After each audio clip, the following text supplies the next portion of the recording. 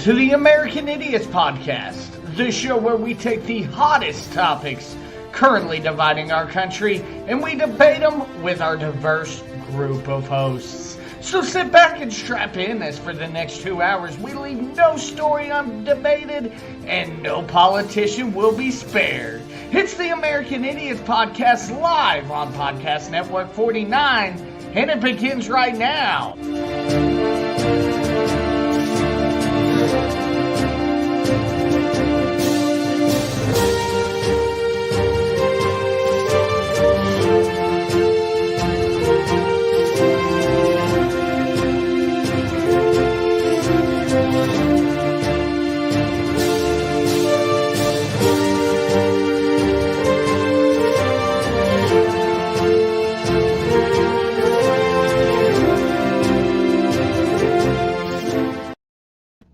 Good evening, ladies and gentlemen, and welcome into the American Idiots Podcast here on this special night, Tuesday night edition of the American Idiots Podcast. Of course, we want to let you know we'll be back to our normal night next week, but of course, if you're watching us live, feel free to give us a like on YouTube or Facebook. Throw us a subscription on YouTube or like the page on Facebook. Leave us a 5-star review if you're listening to us on Apple, iTunes, Stitcher, all that good stuff. Okay, now that that's all, I hate having to say that every time, but definitely it pays dividends. But with that being said, I'm going to go ahead and bring on a man who is coming off a very successful South Central Wrestling event, the Manny Hispanic. Manny Hispanic, how you doing tonight? Doing good. Am I crooked? Are you? I guess maybe a little bit. I noticed that. Okay, there we go. I got you. You're not as cut off as what you were. I had you cut off there for a second where you were just in like this small little box. There we go. I think you're in a different location tonight than where you normally are. No. I took the backdrop down to put up my shelf with my figures. Okay. They did clutter my desk, and my lovely wife got me this shelf, and so now I've got. Oh, sweet. Okay. Yeah, Joe, D&D, wrestling. Nice. Yeah. I dig it. I mean, of course, we all dug the background as well, but you know, right. Nice to change things up every so once. It needs to be like right there, don't it? Is it crooked still? No, I think we're good. There, that's good. I think we're good. Well, Manny, we got quite a bit to talk about tonight. Do we? Yeah, I think we're going to have some where some are going to have a little bit more meat on the bone than others. I think we're getting into the kind of dead zone for politics about a year out from the midterm elections. But, you know, there's still a lot that people are going back and forth on. And one of the bigger stories this week was that Haitian gangs, and you actually brought this one to our attention, Haitian gangs are demanding $17 million to release U.S. hostages. And we have a story here from CBS News on that one.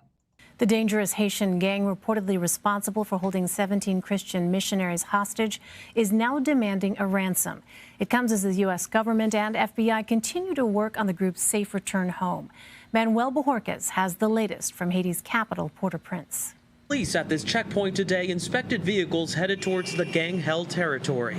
CBS News has learned the hostage takers' initial demand is $1 million for each of the 17 missionary hostages. Christian Aid Ministries in Ohio released a statement about the victims. The adults range in age from 18 to 48. The 5 children from 15 years to just 8 months old. We went to a government ministry in Port-au-Prince today, but officials would not comment, citing the sensitive nature of negotiations with the notorious 400 Mawozo gang, which is accused of kidnapping the 16 Americans and 1 Canadian Saturday after the missionaries visited an orphanage near the capital. This is where the 400 Mawozo gang's territory begins. Their headquarters not far from here, but we're told it's simply too dangerous to approach. To give you a sense of how large an area they control, it extends from here more than 20 miles to the border with the Dominican Republic. The FBI is in Haiti working with the authorities. Today, the White House took a firm stand against giving in to the kidnappers. Because has never been in the interest of bringing people home who are being held for ransom. In the U.S., churches affiliated with Christian Aid Ministries continue to pray and wait. A family of 5 from Oceana, Michigan is among the hostages. Todd Dooling is a local pastor there. To have it hit that close to home is extremely heartbreaking. For more, I want to bring in Robert Fatton Jr. He is the Julia A. Cooper Professor of Government and Foreign Affairs at the University of Virginia. Thanks very much for joining us. So kidnappings have unfortunately become more common in Haiti. What is so alarming about this particular abduction? Well, it shows that the criminal gangs are going beyond Haitians, and they are attacking foreigners, and they are clearly wanting more money. Although that particular gang which captured, kidnapped the American religious people had done so already. They had kidnapped some French Catholic priests and nuns. They were eventually released. It's not at all clear whether the French government or the Catholic Church paid them, but they were eventually released. Well, how have gangs in Haiti evolved over the past 2 decades? Well, there was a beginning of gang activities in the early 2000s when Jean-Bertrand Aristide was president and there was turmoil. The gangs were paid by some members from the government. They were also paid by members of the opposition, by different political parties, and by the private sector. So the gangs are not a new phenomenon. What is new is the violence and their capacity to act now with great autonomy. In other words, if you were to look at what happened over the weekend, it was a rather amazing event whereby one of the gang leaders, a fellow by the name of Cerisier, who is known also as Barbecue, prevented with his gangs the prime minister and the chief of police from going to a commemoration for the founder of Haiti, Jean-Jacques Dessalines. So the prime minister and the chief of police had to leave the area, and a few hours afterwards, Barbecue appeared with something like 1,000 followers with flowers and gangs, and he commemorated, as if he were a chief of state, the anniversary of the assassination of Dessalines. Okay, so we have that video. You didn't want to hear any more about Barbecue? And I'm good. We got our idea here as far as what's going on. So I can't believe we're bowing down to Barbecue. The party line obviously is we don't negotiate with terrorists. But here's my thing. Like, it's kind of hard knowing that there's 17 Americans sitting in there right now. There's, children are included in that, aging from 5 years, I believe, to 8 months.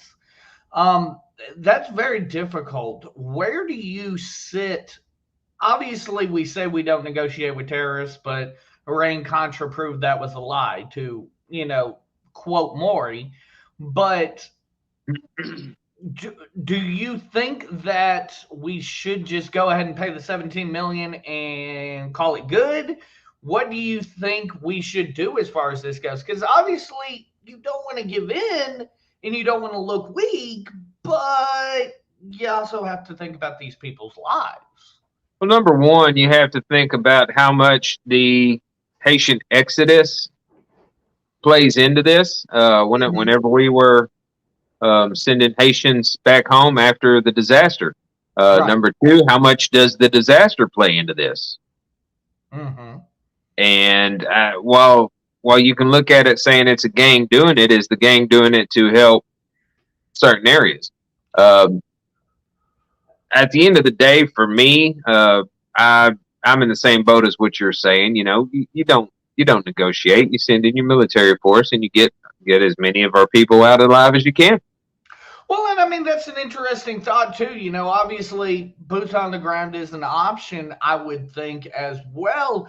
But you also brought up, how much does the disaster have to do with this? How much does us, sending the the people back. And, one thing jumped out to me in that news story was the woman talking about how much land this Haitian terrorist organization or gang, whatever you want to call it, I'm going to call it a terrorist organization. I don't see the difference between the two. They basically control property. They're a government entity in Haiti. I don't see it as anything other than a terrorist organization. They obviously control property, and I'm sure the disaster, number one, led to their ability to control so much land. And number two, you're fighting against some people who, like you said, we just sent them back. Like, bye. Go clean up. Right. So the fact that they're dealing with disasters and stuff like that, in my opinion, makes it easier to go and get them. If we decide to pay them, then what's stopping them from doing it again in a month, in 2 months, in 6 months, in a year? True. What do you think that fine line is? Like, for example, like I said, I'll use Iran-Contra, where we actually did, trade weapons for the hostages in that situation. Where do you think that fine line stands between, going ahead and giving in and giving them something and just saying, hey, you know what, fuck y'all, we'll come in and grab them if you guys don't want to give them to us? I don't think there should be a line. If our citizens are abducted, kidnapped, however you want to put it, we should go in and get them. I guarantee you, after doing that once or twice, nobody's going to kidnap Americans anymore. True. Do you think, though, that would play well, especially for an administration that, let's be honest, even amongst Democrats even, is, floundering as far as support? Do you think he could rally enough public support to actually, successfully carry this out? I don't think he could rally enough support to cook a hot dog. That is not the man. I mean, this kind of stuff should have started a long time ago. Absolutely. And I mean, like I said, I agree. I wonder, knowing that it is who it is in office and knowing what their typical situation is, where they are more, hey, let's hit them with not mandates, let's hit them with sanctions and things of that nature to try to hurt their economy rather than putting boots on the ground. I feel like he's probably going to go that route if it even hits his desk. I haven't seen anything saying that it's hit the president's desk yet. I feel like we're probably more likely to see that. Do you think that is a strong enough response that we would actually get what we want out of it? Or do you think the only thing that these Haitian gangs will respond to is violence in the end? I think that's the only thing anybody in that situation responds to. They have gotten used to getting their way, real similar to the drug cartels in Mexico. Very true. So the only thing that I think would work is violence. I mean, last week we were reporting that there were Mexican soldiers firing into the United States. Right. And that's actually a very good point. We have shown that you can shoot at our country, at our people, and we won't do a thing. And it's pretty sad. That's a valid point. I didn't really, until you connected those dots, I hadn't connected the dots between the two. But I mean, really, if you allow them to continue, like the Mexican government, and even in some cases the U.S. government allowed them to continue to take an inch. Now Haiti could become Mexico in 20, 30 years. Right. I mean, even though it's already,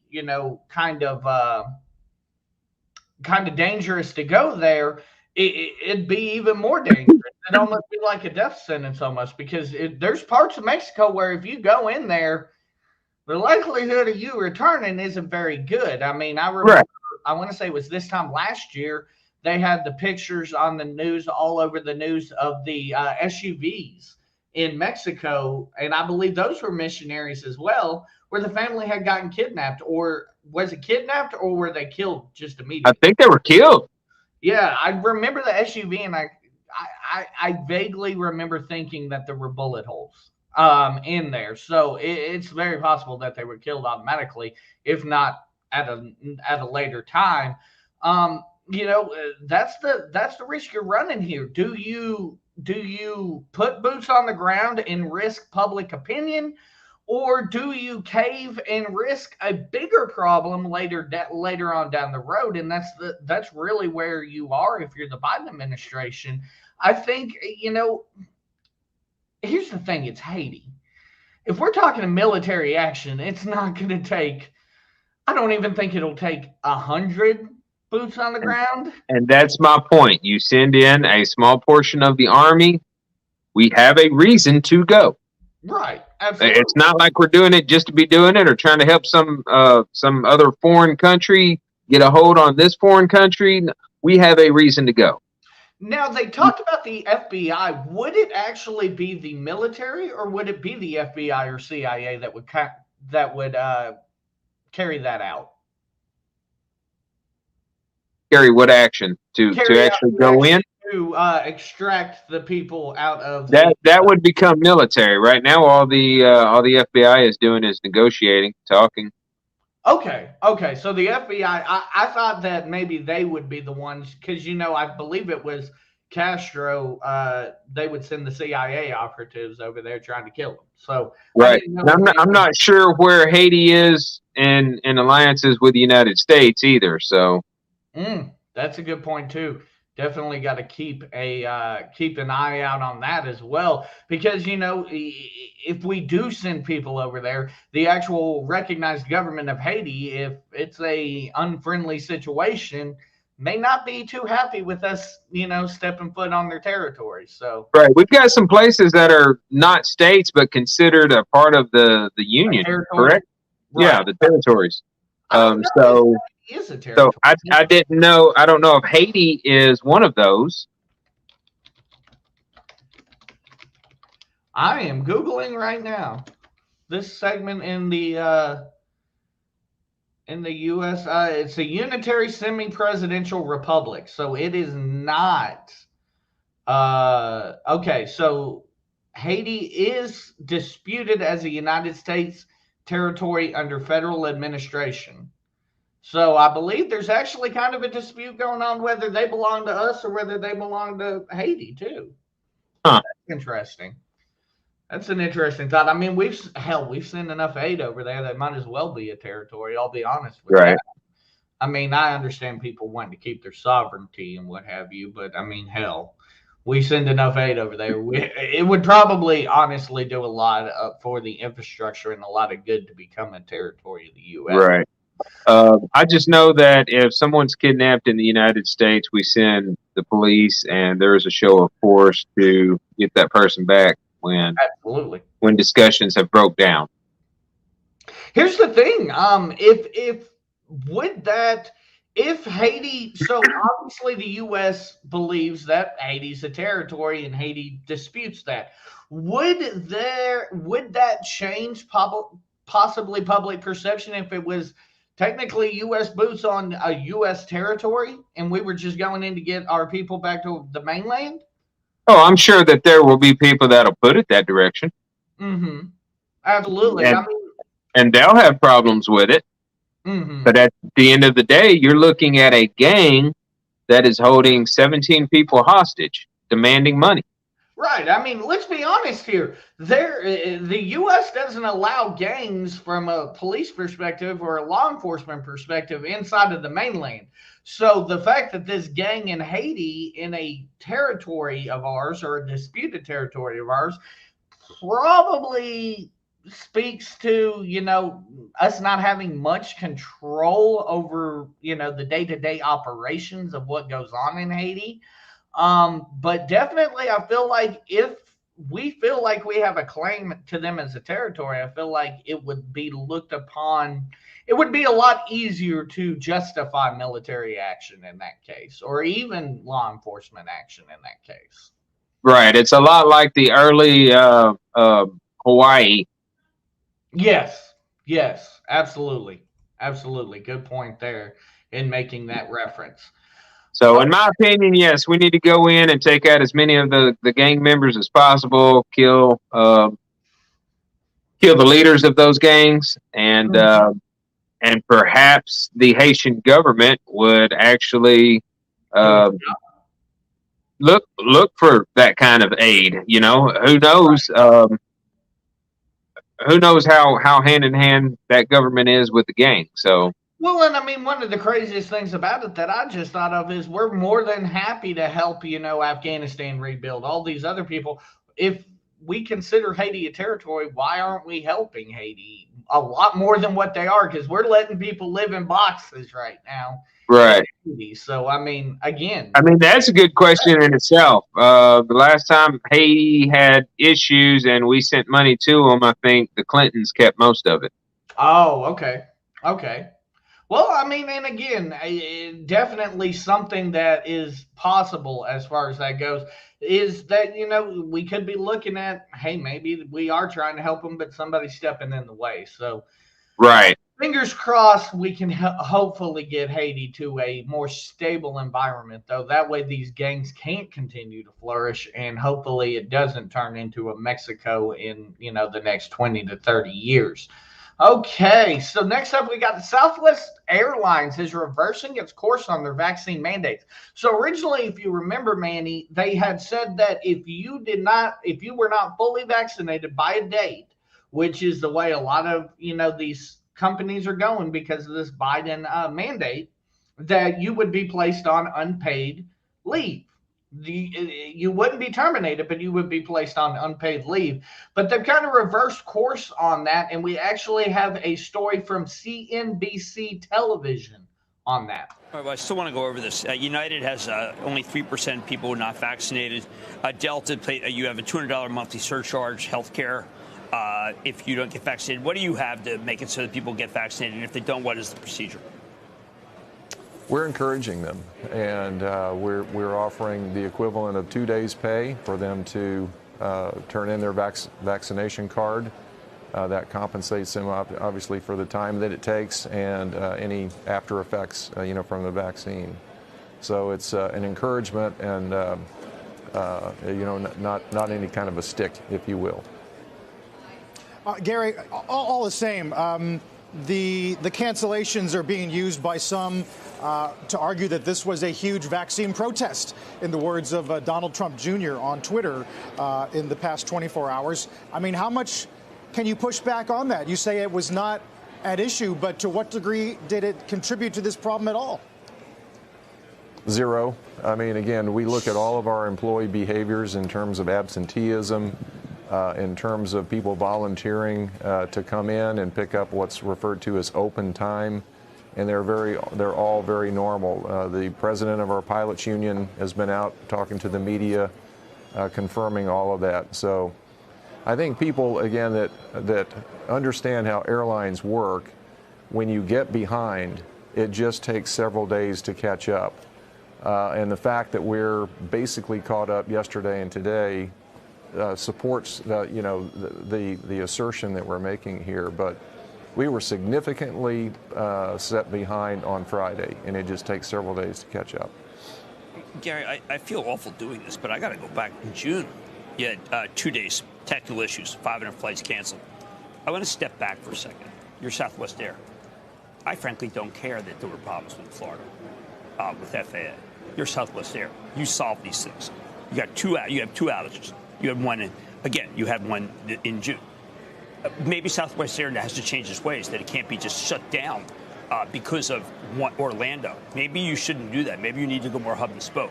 This is your plane, your airline, and everyone knows that never, no cancellations, no problems. In fact, we have to ask about labor. In fact, we have to ask about sick out. Something's wrong at Southwest Air. Well, I think very fair criticism, Jim, and so I was simply answering the question of what happened here over the weekend, not whether we should have been better prepared or have done something differently. So we operate a linear route network. We don't hub and spoke. We're probably the largest airline in terms of seats offered in the state of Florida. Again, every single airport in the state of Florida was impacted by this. So it's very unique. It's very unusual. It wasn't anything that Southwest caused. If you go back to the June outage, that was us. That was a technology outage, and those are few and far between. But it's been a rough summer, and I'm not offering any excuses. Our customers didn't get their best from Southwest Airlines. Is not what we want. We definitely have some staffing challenges as well that we've talked about before. So we have moderated our flight schedule and accelerated our hiring plans. So there were definitely steps underway to mitigate the issue. We were thinly staffed coming into the weekend, and that certainly didn't help things as we were trying to recover. But point well taken, and it's as usual, any company is a work in progress, and we've always got opportunities to improve. And you get no argument from me that this is not the kind of service that we want to offer from Southwest. So Manny, let's kind of separate the spin from the truth here with what that Southwest CEO said. Let's start off with the first one. He said that this reversal is not due to any changes or the vaccine mandate. Let's start there. Do you buy that? No, I don't. I don't. At all. I don't. And this is why. Okay, for those of y'all that do follow South Central Wrestling, we brought Al Snow in. Al Snow had a very bad experience with the flight that was coming in. But when we were talking, he says that he goes through this everywhere he travels, that since he has been traveling this year, 2021, that every weekend that he has gone somewhere, he has put up with this kind of stuff. Mm-hmm. But it doesn't change anything because the flights are always full. Right. So you have flights that are getting canceled. You have constant delays with United, with Delta, other airlines. Mm-hmm. And they didn't have this kind of drop that Southwest did. Right, exactly. I feel like there's no negating the fact that these anti-vaccine people, the people that didn't want to be mandated to get the vaccine, are definitely, showing that, hey, if I walk off the front line, it's going to make a big deal to your pocketbook. I think the guy is definitely trying to spin a story here to make it look better than what it is. Unless I'm mistaken, they're going to be the first major company to go back and kind of push back on the vaccine mandate, and they're actually going to implement exactly what I said, and it's exactly what's been working and proven to work. And only consistent with COVID, they're going to tell, hey, if you're not vaccinated, you just have to wear a mask. That's what they're telling them. I feel like that's what, is needed and what's necessary. You don't need a vaccine mandate, and you don't need the government overseeing a vaccine mandate, especially not OSHA of all places or of all government entities to oversee this situation. It's kind of like, it kind of goes back in my mind to the $600 deposits that the IRS is going to have to track. Should that go through, it's adding more work to OSHA's plate, where you could easily fix this with, okay, if you do not want to get vaccinated, wear your mask, continue to wear your mask, and go go forward there. We got Frankie here in the comments, says fire half without the vaccine and the rest will get sick anyway. I mean, it's very possible. We've seen these breakthrough cases. This vaccine, and we've argued about this, or we haven't argued, we've agreed, but we've been, yelling at people. This is not to prevent you from getting sick. This is to prevent or lessen the symptoms once you do get sick. Right. This is my problem with the whole thing. For how many years have we had flu and flu vaccines? Mm-hmm. Yet nobody's getting laid off for refusing to get a flu vaccine. So why the COVID vaccine? I completely agree. Here's the thing. I have not seen enough intelligence showing me that masks are any less of a stop. If this makes sense, if this doesn't make sense, tell me. But I haven't seen anything telling me that the masks are not preventing the spread as much as somebody going to get a vaccine. Yeah, they have really abandoned the whole mask deal. Exactly. So to push somebody, hey, we are going to tell you you don't have the option any longer to just wear a mask and call it good. We're going to make you get this vaccine, or we're either going to fire you or we're going to make you take weekly tests. That makes right. And the crazy thing is they're threatening people with their jobs. They're trying to incentivize you, to encourage you to take it. They're trying everything they can to push it on you. Mm-hmm. Absolutely. When if they would have just backed up and said, hey, we've got a vaccine for this now, and left it at that, I guarantee you more people would have just gone and got it. Honestly, I agree. Even if you would have just said, hey, we're going to give you a bonus on your check if you go get it, but we're not going to force you to go get it. I figure we'd be at quite a much larger vaccinated rate right now. I feel like the way they are going about this, trying to bully people into getting this vaccine, is creating their own problem. Right. You bully somebody into a vaccine, they're obviously going to fight back eventually. You're going to get people that aren't going to be bullied into getting a vaccine. It's just the way it is, and that's where the Biden administration and this country as a whole, who is working on this vaccine and trying to get it out to the people, are not understanding. A mandate is the absolute worst case scenario, especially if you are talking about a stagnating economy, an economy that you are seeing supply shortages in, but you're threatening people's jobs, the same people that could potentially help that issue. Biden's creating his own economic downturn. Yes, he is. Why are you doing this? That's how I feel about it. Yes, and I agree with you 100%. The problem is that he has this team of people that is feeding him all this other information. Mm-hmm. And he just doesn't have the intelligence enough to question anything. He's just letting them go with it. Right.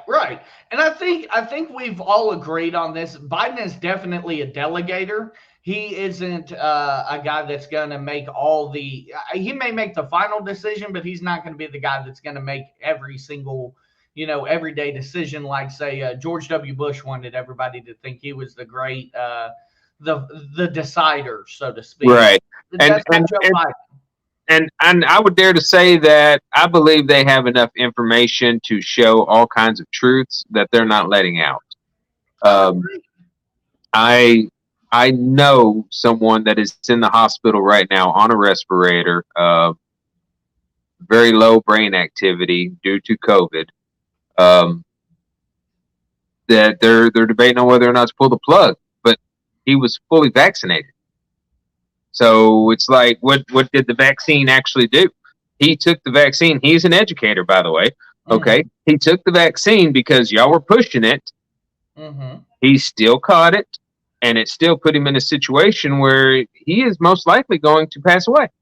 Well, and see, that's another thing. At what point do you stop calling these breakthrough cases and you start calling them, hey, this is where the vaccine is failing? And we start knocking the vaccine and saying, hey. And when do we stop calling it a vaccine when people are still dying from what it's supposed to fight against? True. Even in that case, we both mutually agreed that this is to lessen the symptoms. Of course, it's not going to prevent you from catching it. But in this case, you're seeing more and more of this. So, yes, I can make an excuse. Colin Powell had a blood cancer before he caught COVID, and that's why he passed away. But you're seeing more and more of this. And correct me if I'm wrong, at a certain point, though, you have to say, okay, how effective are the vaccines really at even lessening those symptoms? Right. Now, if I'm Pfizer, if I'm Moderna, if I'm J&J right now, I'm saying, okay, these vaccines are now not effective enough to even lessen the symptoms. We need to start looking at, different direction formula or something. Right. Because now really the one selling point you have, hey, you won't die at least if you get this. Now isn't exactly the selling point, right? Yeah, exactly. You're losing the high ground on this.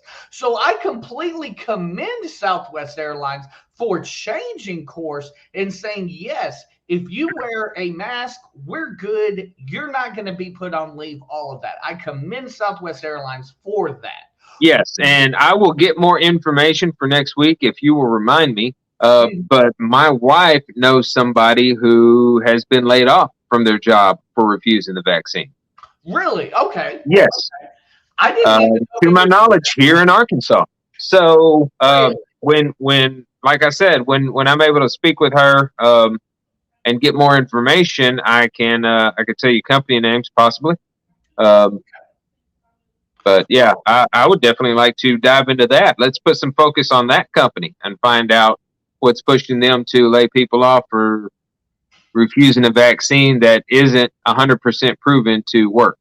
Absolutely. I think what we're seeing now with the people actually implementing and going ahead with the COVID protocol as far as the vaccine or you're being terminated situation goes, I think these are the people that have been bullied essentially into going ahead and Erica said yes here in Arkansas. I think these are the companies that have been bullied. They think that they have no choice.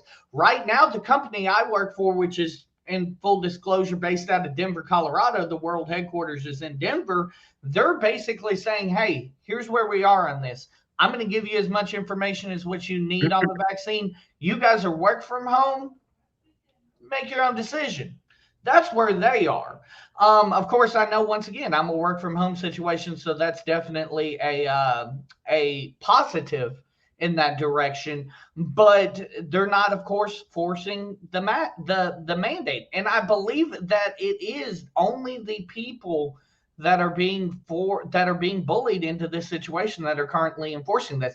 I don't believe we will actually see, and I don't think that even Biden, in his deepest, when he is the most sincere, I think Biden would even tell you that he doesn't expect 100% enforcement across the board. I think he's already said that by saying his goal was how many back in July? I mean, by giving the number that he did, that's pretty much him saying, I know that 100% of the people are not going to do it. Right, exactly. And I mean, even right now, I think Arkansas is at 35%, which honestly is a pretty high number compared to where it was. A lot of people, of course, suddenly went out and got it when Biden announced that, hey, you could lose your job if you don't get it. But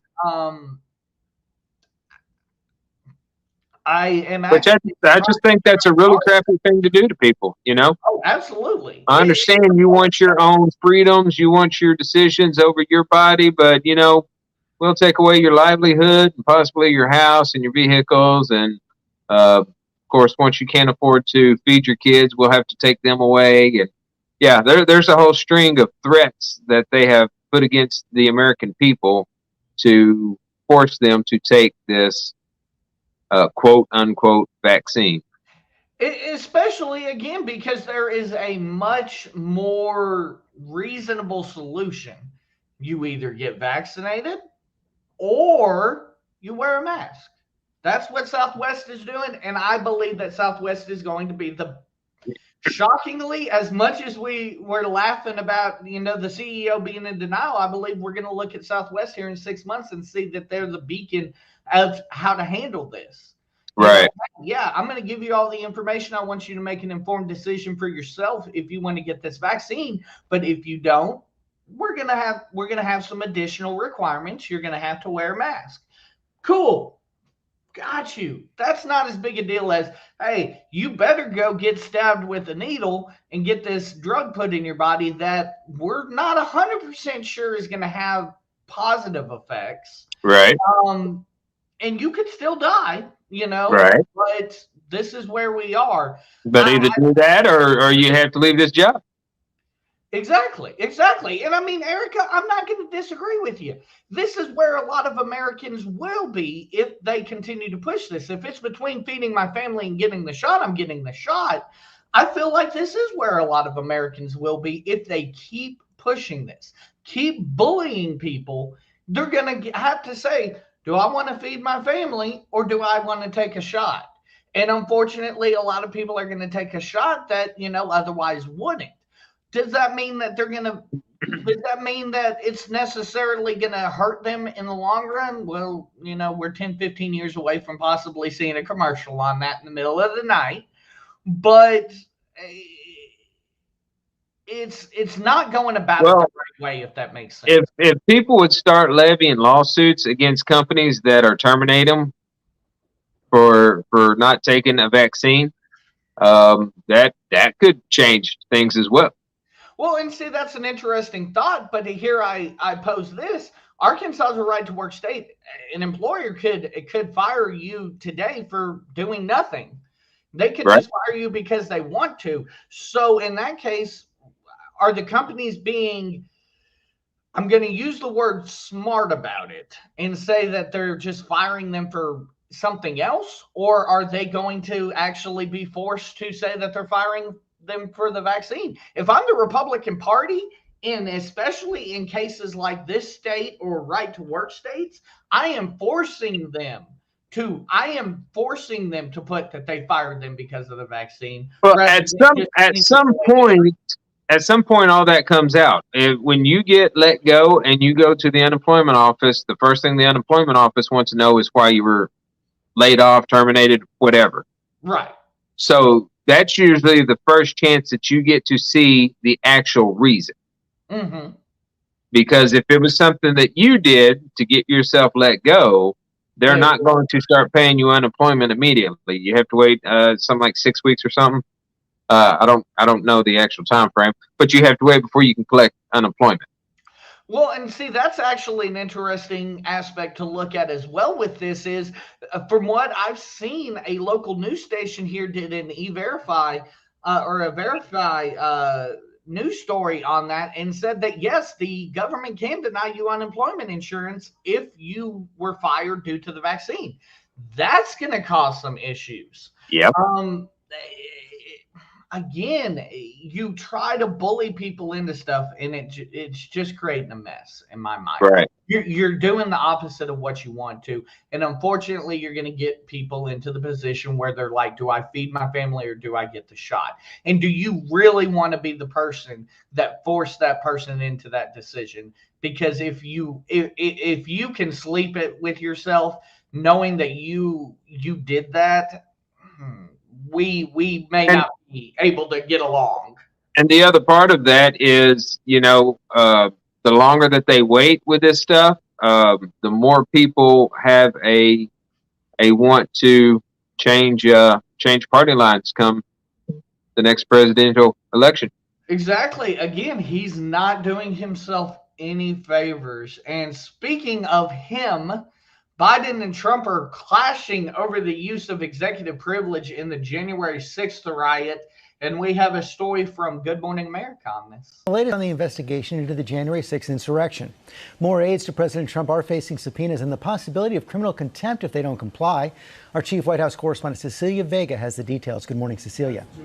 Hey, George, good morning to you. And President Biden has now delivered another formal blow to former President Trump's push to keep private these documents that could show exactly what he was doing behind closed doors there on January 6th. And Trump, he's expected to sue over this to try to block the release of these documents. So we're likely looking at a legal fight coming up on this one. This is really being called a historic test of executive power that could carry significant consequences for future administrations. Now, as for that congressional investigation that you mentioned, let me tell you where things stand right now. The former acting attorney general at the time of the January 6th attack, Jeffrey Rosen, he was the latest to testify behind closed doors. Among those that the committee subpoenaed to testify today, Steve Bannon, he is not expected to show. But, George, this committee has issued at least 18 subpoenas so far. Those who don't show likely facing criminal contempt. They are moving fast. Cecilia, thanks very much. Well, hey there, GMA fans. Robin Roberts here. Thanks for checking out. Shut up, Robin. Okay, so here's my thing. if you look at this in terms, and I harken back to the last time that executive privilege was really in the main mindset of things, and that you can correct me if I'm wrong, I'm thinking that's Watergate. President at the time, Nixon, lost that battle. What's telling Donald Trump, what do you believe is telling Donald Trump that this is any different than Nixon having to give up the Watergate papers as far as the January 6th? Because right now I'm online with he needs to go ahead and release this. Why is he hiding it? That's a good question. I don't know why he would hide it unless it really paints him in a bad light. But the funny thing is the way they say what he was doing behind closed doors, when a lot of the time wasn't he out talking to the people? I mean, they're trying to say that he was the one that was pushing this whole thing. Right. And again, this January 6th riot is becoming, or this January 6th investigation is becoming exactly what we thought it was going to be, a witch hunt to take down the president, the 45th president of the United States. I can't agree there. Here's the thing. Trump's not doing himself any favors by refusing and even going as far as, suing for this. At the end of the day, if Trump does lose this and he has to release the papers and he is actually innocent of everything, even if he does release the papers, here's the thing. They're going to have to, he's still going to take a public image hit. Right. If Trump is legitimately gearing up for another run in 3 years, he has got to be thinking about these things. Like right now, yes, I understand. Hey, I'm the guy who took on the government and won, but you're not going to win. Right now, you're looking more guilty than you are innocent, and people's perceptions and people's attention spans aren't such that they're going to follow this thing to the end. So if somebody stops right now paying attention to this, their lasting impression of this is, well, Donald Trump's guilty, obviously, because he didn't want to release it. Right, but then you've also got to think about, I mean, it's like the client-patient privilege thing. There are times when personal information should not come out with everyone. Mm-hmm. So that could play a role into it, too. Like I said, whenever they say what he was doing behind the closed doors, I'd like to know what closed doors these were. Well, because this was this was January 6th when everything was going on, and everything that we've been told is he's been over here pushing it. He was the one that rallied them. He was the one that called them over. He was driving by, waving at them. So it's like, well, what do you mean what he was doing behind closed doors? It doesn't seem like he was behind closed doors. Well, and that's the thing, too. I'm wondering if he could potentially even, do something. Do you think it would help his perception of fighting this if he just said, hey, I'm claiming executive privilege on the basis of blank? I'm claiming executive privilege on the basis of national security, for example. Obviously, we'd probably roll our eyes on the national security thing. Right. But, if he provided a reason as to why all he's saying is I'm claiming executive privilege and that's why I'm not going to do it. And this goes back to whenever they actually brought him in, okay? And they were trying to hang him on this whole thing. If there was something there, wouldn't that have come out then? You would think so. I mean, we did get the secondary what was it? The second impeachment hearings right afterwards. And obviously nothing came of that. It'll be interesting to see if the witch hunt by Nancy Pelosi actually turns something up that's valid. Because so is this stuff that they're trying to bring up now? Is it something that they suddenly found? Exactly. That's my thing. If I'm wrong and Donald Trump is not, squeaky clean besides running his fucking mouth, then I'll step back and say, okay, yeah, Donald Trump's a cocksucker. And, well, I mean, I already think he's a bastard, but, I'll say, hey, yeah, Donald Trump's an asshole and he deserves to go to prison for this. But right now, you haven't shown me that Donald Trump needs to go to prison. Although on the other side, I will say Donald Trump isn't doing himself any favors by Right. But there is a thin line between not doing yourself a favor and actually breaking the law. Right. Like I said, I can say a million times that I would love for someone to come put a bullet in so and so's head. Right. That doesn't mean that I asked anyone to or that I got anyone to. I'm just telling my dreams and desires. I like how you put that. No, I absolutely agree. Again, I don't think that Donald Trump is going to win this legal battle just based on the precedent set during Watergate. And you can correct me if you think that if you think they're two different scenarios as far as this executive privilege thing goes. But I don't think he's going to win this. I think Trump is prolonging this for God knows what reason. The Watergate stuff were tapes that were recorded when? In the White House. Was it wiretaps? Nixon had the Oval Office bugged. Like, he knew about it. I don't think anybody else knew about it. And he claimed under national security that those tapes shouldn't have been made public. Of course, he lost that. What I believe they're asking is what was going on in the White House that day. And Trump is, what is that? They keep mentioning papers. What papers are we looking for? Right. That's another thing. Okay. Are we looking for the man's daily schedule? I think tapes that were recorded by myself of just general conversation in an open setting are one thing. If they're talking about stuff that was actually happening in meetings, I could understand where he would say that's executive privilege. Okay. Definitely. Now, if it was while he was walking down the hall and people happened to hear him talking and recorders happened to pick him up, then yeah, that's every bit the same as what happened with the Watergate stuff. Right.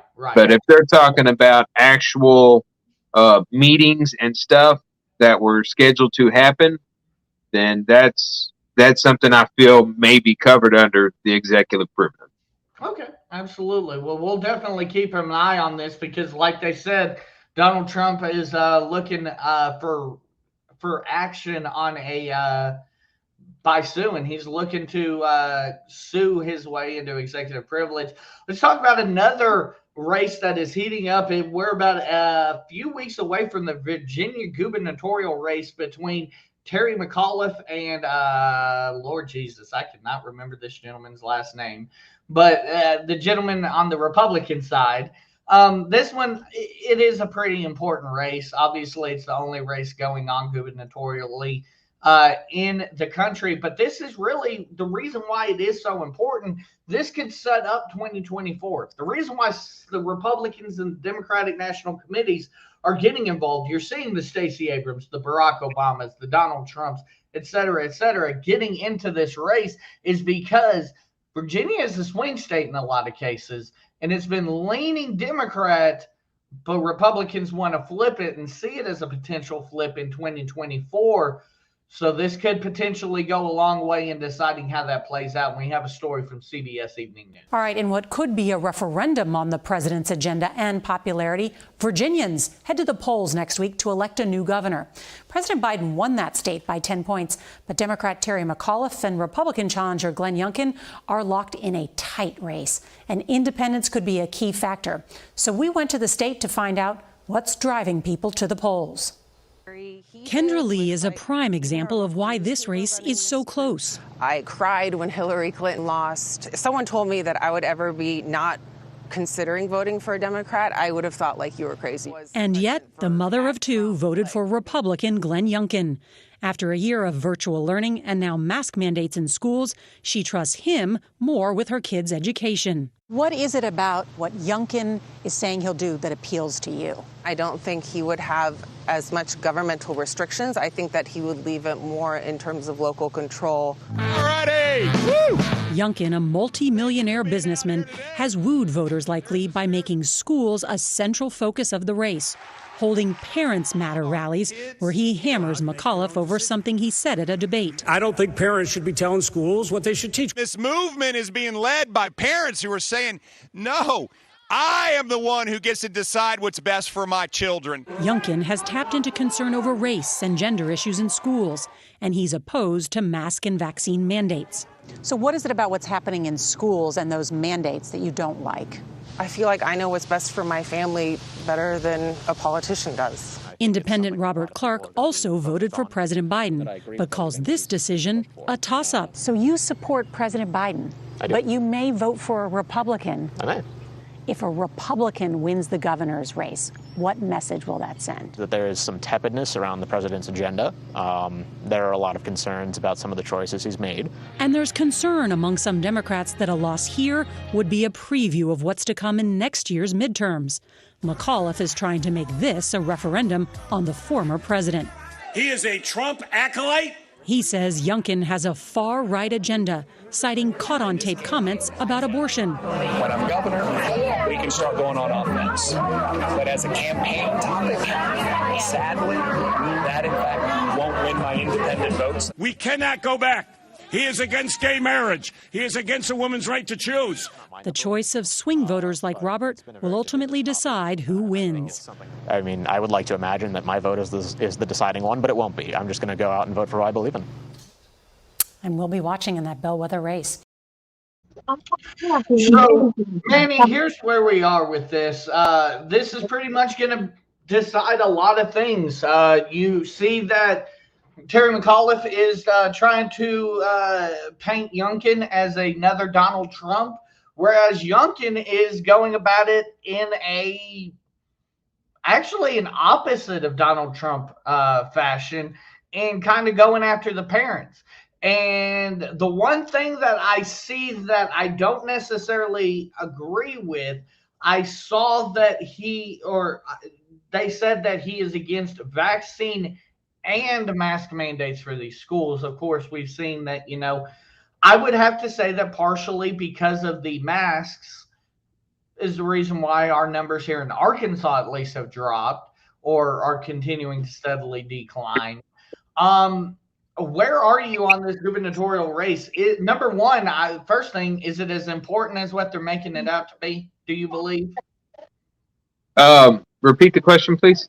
Do you believe that this race is going to be as important as what they're making it out to be? Do you believe it really is a referendum on Joe Biden or? I do. I do. I do. And not only do I, but so does McAuliffe. Otherwise, he wouldn't be continually likening Youngkin to Donald Trump. Mm-hmm. So McAuliffe's plan is to use the anti-Donald Trump crowd to try to get a win. He's not talking about the issues at hand. He's not talking about what platforms he's running on. He keeps pointing out that Youngkin is the likeness of Donald Trump. Well, and go ahead. And that may backfire on him. Absolutely. Because a lot of people are seeing the Biden administration and what's going on now. And I think a lot of people, I think you said it yourself, are having the buyer's regret of putting Biden in office. Well, and that's absolutely the point I was going to make. The gentleman that they interviewed said he voted for President Biden, but at this point he may vote for a Republican because he is looking at what Biden is doing and he is not liking what he sees. And he says he's an independent voter. That's where, if I'm Biden, I'm looking at that and I'm a little worried because, again, Biden, what have you done? Right. besides COVID, what have you done? You've managed. What do you mean besides COVID? What have you done? Look at COVID as well. What have you done with your mandates and you're getting people fired? I mean, true. One besets the other, and right now it's looking. I mean, they're neck and neck. But Terry McAuliffe is calling in the big guns for a reason. He's calling in the Barack Obamas, the Stacey Abrams, the stars of the Democratic Party to make sure that he secures a victory. And that's another question. Is he calling in these big guns, or are these big guns looking and saying, "Oh crap, we better get over there and do something since McAuliffe isn't getting it done"? That's an interesting thought. Obviously, both sides prize Virginia because it has been a bellwether state for the past couple election cycles. It's going to come down to, is McAuliffe – what I believe it's going to come down to is, can you really still, a year since he lost his reelection, can you really still use the Donald Trump as an offensive tactic? I don't think you can. No. He's no. not when the president that has been elected and that used that to get elected is doing the things that he's doing. Exactly. I mean, hell, freaking if Donald Trump was still in office, it would make sense. But at this point, using Donald Trump as the boogeyman, basically, it makes no sense politically. Well, the problem with it is by using Donald Trump as the boogeyman, you're shining the light on Biden, saying, this is the savior. This is what I line up with. And for those people that now see what Biden has brought, you're basically tanking yourself. Right, absolutely. Those independent voters that, I believe the final count was 84 million that Joe Biden got, more than any presidential candidate in history. A lot of those were independent voters, and a lot of those are sitting back now going, they're where I am. I'm not saying that I wish I would have voted for Donald Trump, but I wish there would have been a viable third candidate that I could have voted for besides either of these two freaking morons. But I mean, that's where I am for sure. I'm like, man, I know it wouldn't have been better under Trump, but by God, Joe, you are a moron. That's what I am on a daily basis. I'm waking up going, I voted for this guy. I mean, I know it's not any better than the alternative, but damn. I mean, fuel prices have gone up because he killed the OPEC line, or the oil pipeline. And now he's trying to get OPEC to pump out more to help lower prices. Well, maybe if you would have let the pipeline go, we'd still have the low prices. Hell, all night we haven't talked about this. And by the way, spoiler alert, he's going to be my American Idiot of the Week for the third show in a row, Joe Biden. But GM is stopping. The largest auto manufacturer in this country is stopping production. I believe it's next week because of a chip shortage, because of Biden. Yeah. Because we are at a supply shortage.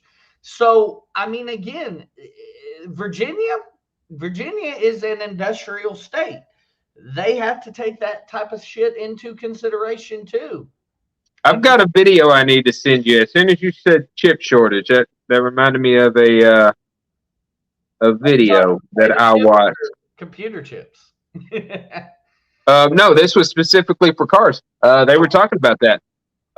What was causing the chip shortage and how it plays into the automobiles. Okay, absolutely. So, yeah, I mean, when you have the largest manufacturer of automobiles, who actually the guy you were vice president under had to bail them out 12 years ago or so, and now you're having to have them stop production because of something that really you put into motion, that's not a good look for you, Joe. That's not a good look. Okay, let's keep moving on here. Controversial figure Viola Garcia, who actually I thought was a man until Manny Hispani pointed it out, because legitimately, I swear in that article, it does not, identify whether it's a female or a male, so I just saw the picture and thought it was a male, has been appointed to the National Assessment Governing Board. Now, here's why Miss Garcia is a controversial figure. We have a story here from CBS News, but Viola Garcia has penned a letter to the president stating that she co-signed. She co-signed with the guy that you thought she was. Okay, excuse me. She co-signed with the gentleman that I thought she was, a letter to the president asking for investigation of these parents at school board meetings that were turning violent. So let's take a look at this story about that letter and about those parents here from CBS News. But we will find you, and we will never be allowed in public again. Attention, angry American parents, your children, and the rest of the country are watching. Scenes like this outside a school board meeting in Tennessee last month, or this one in Idaho, where anti-mask protesters caused local officials to cancel their meeting due to safety concerns, triggered an unusual emergency request for federal assistance to stop violence against public school children, board members, and local educators. In a letter to President Biden, the National School Board Association appealed for help. These threats to school board members is horrible. They're doing their jobs. The board compared the angry eruptions to domestic terrorism and hate crimes. It isn't clear what the feds can actually do about the basic lack of respect and civility plaguing communities right now. Show some respect. The spate of physical attacks on flight attendants enforcing mask rules is just another example of self-righteous adults behaving badly. It seems the anxiety caused by the pandemic has made it even harder for many of our fellow Americans to listen to each other and to forget how to have a civil conversation about difficult issues. At least 8 states have enacted legal bans on teachers even discussing theories regarding race-based privilege. Racial equity is one of the most explosive topics at school board gatherings. It is dangerous to our children when the parents themselves are the school bullies. It poses a threat to the very foundational levels of our democracy, basic education. Not every act needs to be political. Putting a mask on your child amidst the pandemic is just practical. Avoiding masks is not in the Bible, but taking care of others is. As this Tennessee dad explained to his kindergartner. She went to school and was one of just a few kids in her class wearing a mask, which made her ask me why she had to. My answer was because we want to take care of other people.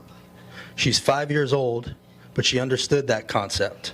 And it's disappointing that more adults around here can't seem to grasp it. Perhaps the children could teach us a thing or two about civic duty. Let's turn to Viola Garcia. She is the president of the National School Board Association. Viola, thank you so much for joining us today. Let's start with that letter to the Biden administration. Did you ever think you would have to ask for help from the FBI to keep school board meetings safe? But the threats, Elise, thank you for having me.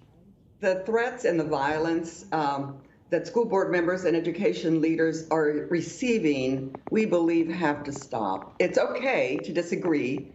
We have always had disagreements. We're open to disagreements at school board meetings.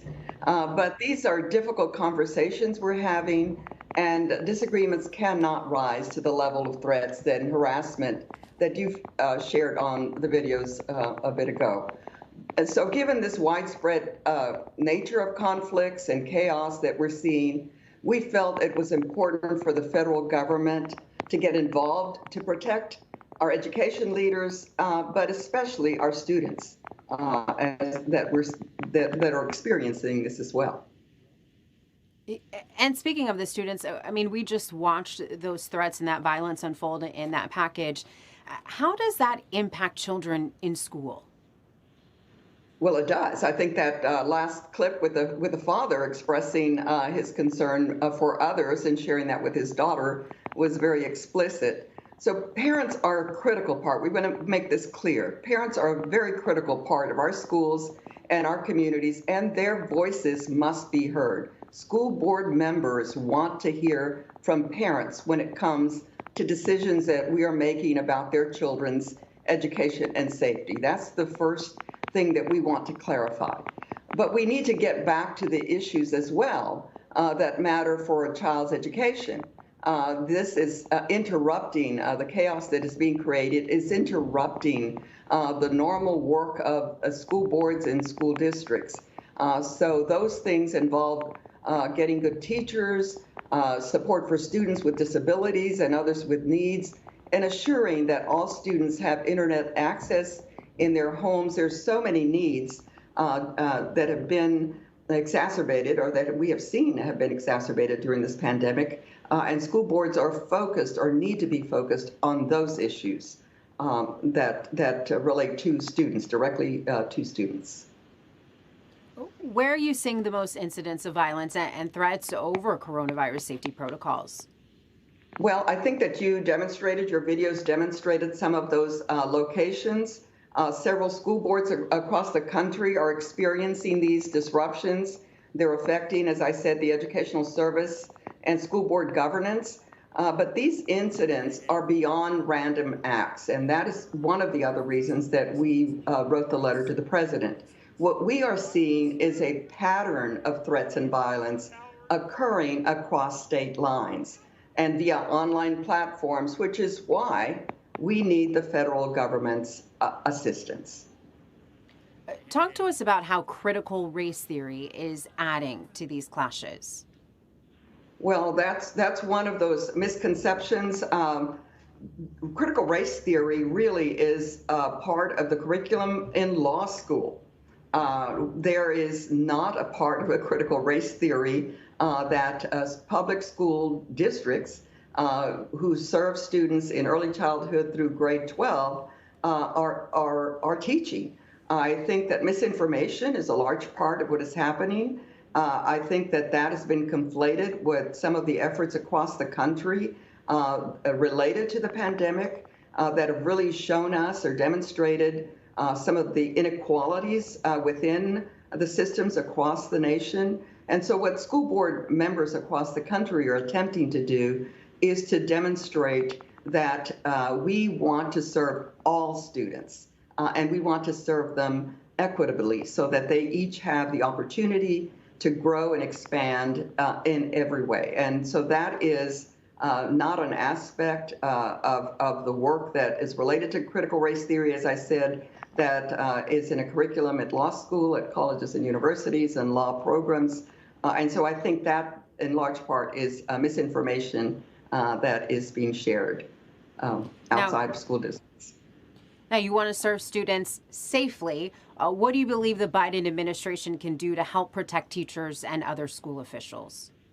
Well, we know that the White House and the Department of Education are focused on these issues. We've been in communication with them for a number of weeks, but we think it's important to have greater federal focus on these incidents because of the coordinated effort that they can bring to this with state and local law enforcement, especially when it comes to monitoring these threats that we know are statewide and are coordinated efforts across the country. Viola Garcia, thank you. Thank you. Okay, Manny. So here's where I am on this. Labeling them domestic terrorists, a stretch. Being able to point and laugh at them like I used to these softball people that used to show up at their kids' softball games and get into fights, that's where I am with them. Right. Yeah, I'm going to agree with you there. And this leads into my American Idiot of the Week. Spoiler alert. But, I mean, this is not a federal issue. This is a local issue. I agree. And that's where I have the problem with it. Why are you going to pen a letter to President Biden? Why not your governor? That's right. You know, why not go to each county's sheriff? Why not go to each city's police department?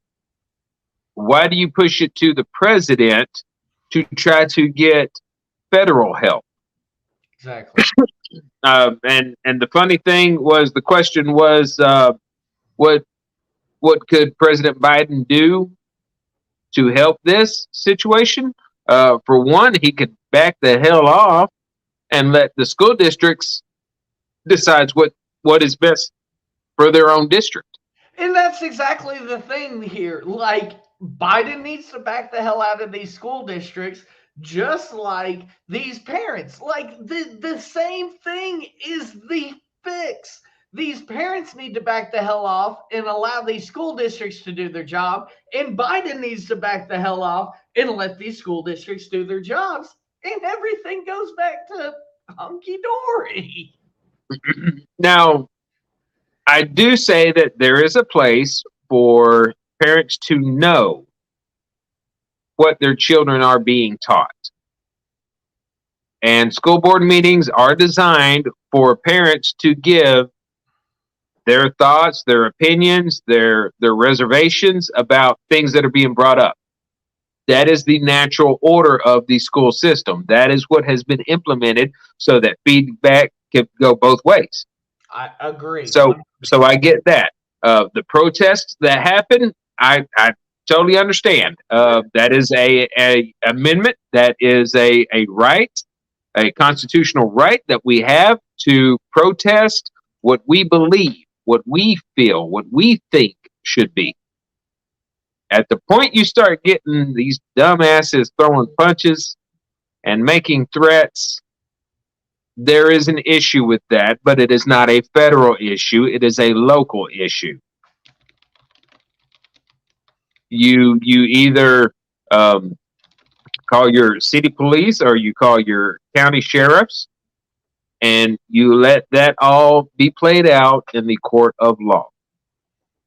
Absolutely. And I mean, here's the thing. Like you said, go ahead. Protest. If you don't believe critical race theory should be taught and it's being taught, protest. Feel free. It's when these things turn violent that it becomes a problem. But just because they turn violent doesn't mean that these people are terrorists.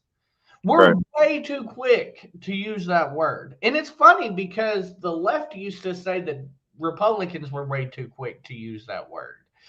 But it seems like now we're way too quick to use the terrorist word. You're talking about a petty crime. We're talking about people getting into fistfights. We're not talking about people being killed. We're not talking about people being murdered. We're not talking about any of this. We're not talking about people being bombed, using weapons, any of this.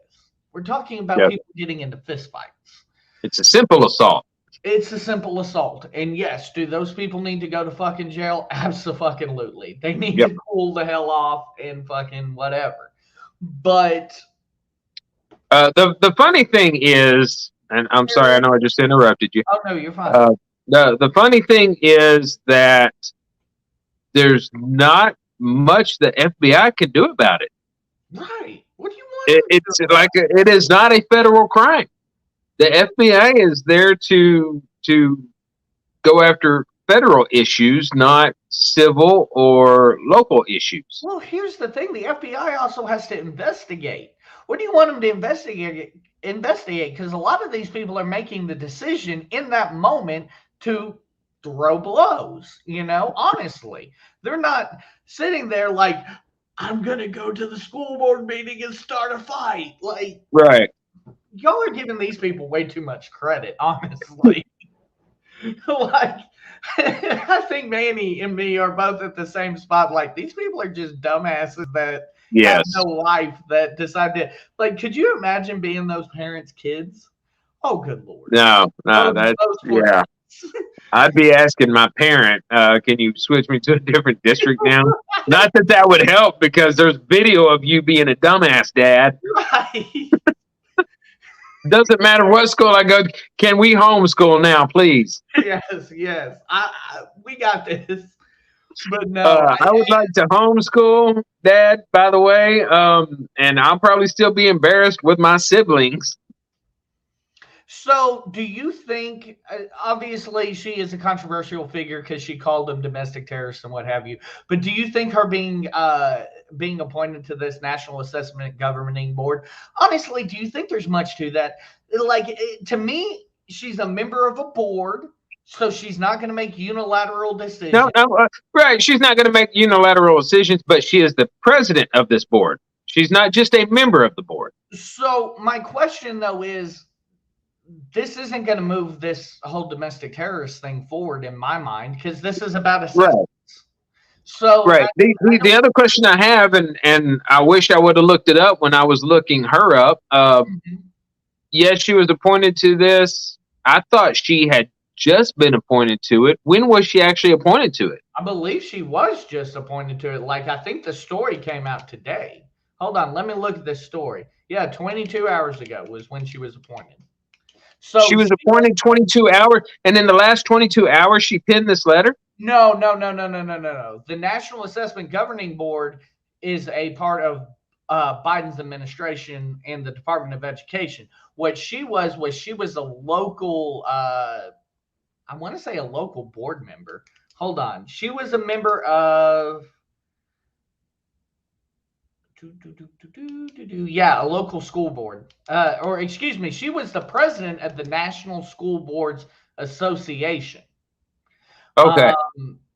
Now she is a member of the National Assessment Government. Yeah. So now she is actually in the federal government. Here's the thing, though. I don't think this is much of a story besides the fact that she, co-signed this letter. I don't think it's going to affect what's she going to do. Talk about put. So it seems like she had all this stuff that she didn't like about all these assaults and things that were happening, and as soon as she got appointed to this place, she was able to bring up information. Yeah. I mean, at this point, I think somebody in the Biden administration has a brain and was just like, you know what, we're going to shut you the hell up, and we're going to put you on this board over here that has nothing to do with this shit, and your little domestic terrorist situation can go away. Because we don't need that kind of bullshit. Right. Somebody in the Biden administration has a brain on that. But, whew, domestic terrorists, because they get in some fist fights. Okay. Yes. Okay. They made a threat. Yeah, right.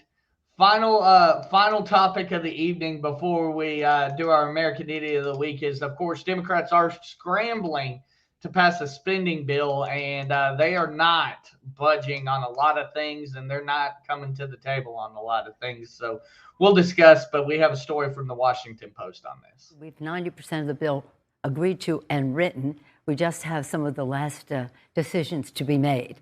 It is less than we had was projected to begin with, but it's still bigger than anything we have ever done in terms of addressing the needs of America's working families. And it is about all that you said in terms of care, the care piece, but it's also about the climate piece, which is a health issue, a jobs issue, a security issue, and a values issue for us. And we will have something that will help meet the president's goals by Thursday or Friday. No, I think we're pretty much there now. You think you have a deal now? We're almost there. It's just the language of it. And I think the most unfortunate part about losing the provisions of the reconciliation bill is that it weakens Joe Biden's hands in Glasgow, the climate meeting that's coming up. Because if we're going to get the rest of the world to take serious steps to remedy this problem, we've got to do it ourselves. It's the art of compromise. Sometime you win, sometime you lose, but it's the ultimate product at the end. I know what we have at the end is good for America.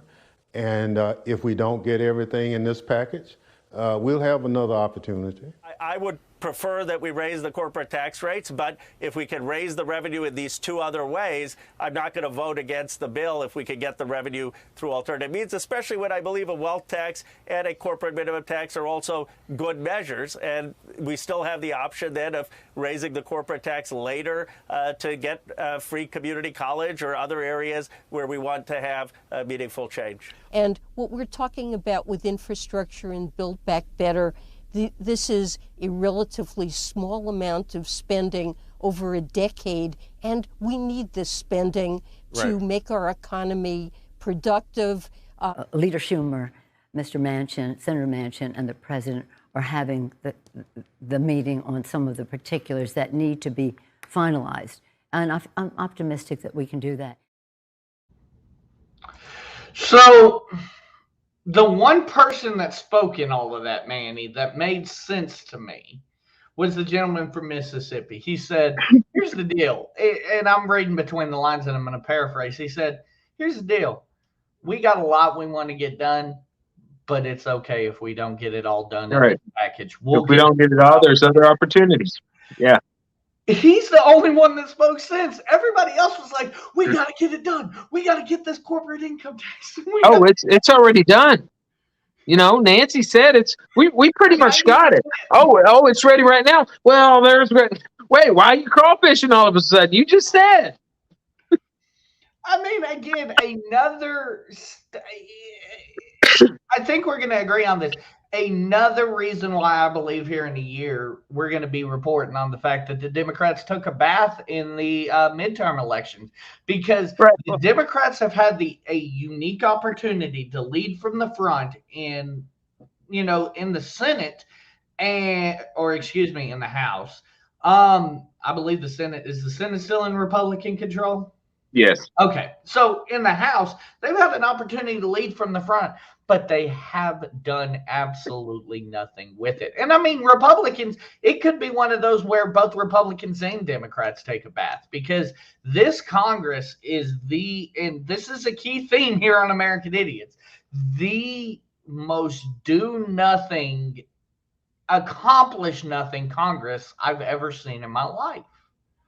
They have literally, they might as well have been on vacation for the past.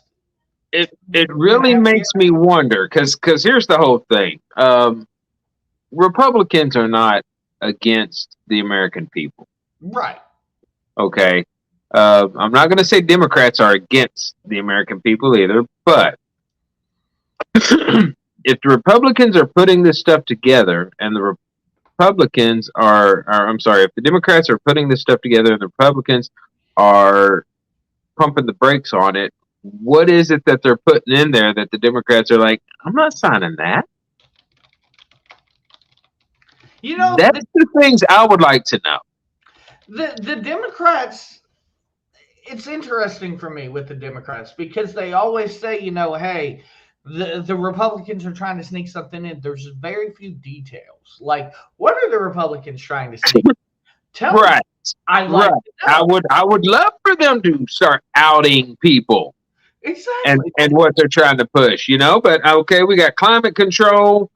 We've got the COVID stuff that they're trying to do. We've got, of course, spending to other countries. I'm sure there's a lot of money being thrown to other countries for stuff that they're doing. Here's the thing. You notice Nancy's key point there when she was talking with, I believe it was Anderson Cooper. She said, we're trying to get everything ready so we can really help the American people. Right. How are you helping the American people with these vaccine mandates that the head of your party is pushing? Because I'm pretty sure there's going to be a lot of tables without a turkey on them. Very good point. Very good point. So, I would just really like to know what they have in these bills other than what they're telling us they have in these bills. The other thing that I thought was funny was I actually saw some reports saying that if America would go into the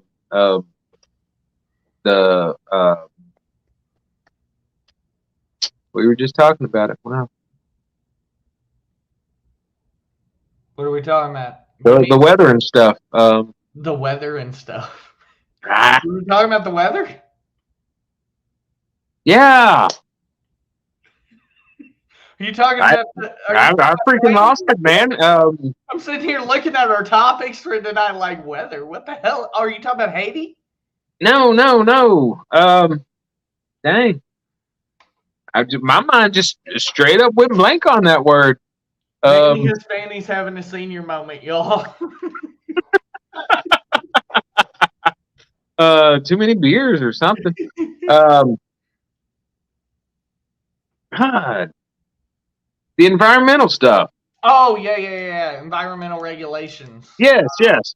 They're saying that if America would jump into this environmental stuff and lead, many other countries will follow. Well, haven't we kind of been leading that already? We have. I mean, For how long? At least a decade.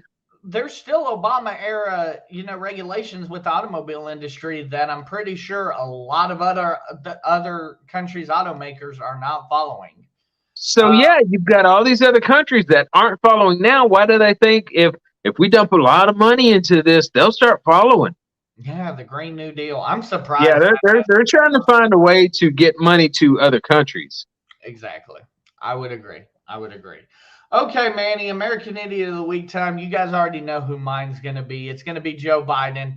Joe, again, continuously falls on his face. The Democrats want to talk about how they are the party of the middle class, the party of the average everyday American, but he continues to hurt the average everyday American with these vaccine mandates, causing them not to be able to provide for their family. Manny, I'll let you know. While we were talking about Viola, mine is not Viola. Mine is Merrick Garland, the Attorney General, whom this letter that Viola wrote went to through Biden. And the Attorney General is actually the one that sent a secondary memo to the FBI saying, hey, we need to check into this. So my American Idiot of the Week, and it was hard because I'm going to give you a second one in just a second, but my American Idiot of the Week was Merrick Garland, Mr. Attorney General, who decided to go ahead and tell the FBI, yeah, this is a good point. We need to look into this. I mean, you're a freaking Attorney General and you don't know that's at a local level thing. Screw that Taliban stuff you guys have been watching. Focus on this. And here's the funny part, okay? I wrote down parts of this thing. All right. Merrick Garland, Mr. Attorney General, his memo said, in recent months, there has been a spike in harassment, intimidation, and threats of violence against school administrators, board members, teachers, and staff who participate in the running of our nation's public schools.